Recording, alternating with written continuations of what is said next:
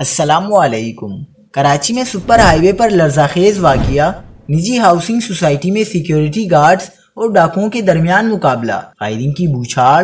کیا آپ حالات حاضرہ سے آگاہی حاصل کرنا چاہتے ہیں؟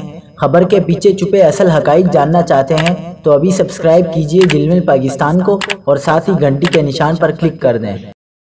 آپ کو بتاتے چلیں کہ سپر ہائی وے پر نجی ہاؤسنگ سوسائٹی میں ڈاکوؤں کی فائرنگ سے ایک سیکیورٹی گارڈ جاں بحق ہو گیا۔ پولیس کے مطابق نجی ہاؤسنگ سوسائٹی میں فائرنگ سے ایک سیکیورٹی گارڈ زخمی بھی ہوا، جبکہ جائے وقوع سے 2 ملزمان کو گرفتار کر لیا گیا ہے۔ دوسری جانب سپر ہائی وے دھنی بخش گوٹ میں شہری کی فائرنگ سے مبینہ ڈاکو ہلاک ہو گیا، جبکہ ملزم کے 2 ساتھی فرار ہو گئے۔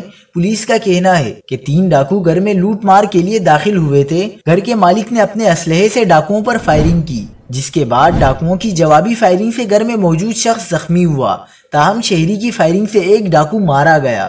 پولیس کے مطابق دوسرا ڈاکو زخمی حالت میں ساتھی سمیت فرار ہو گیا۔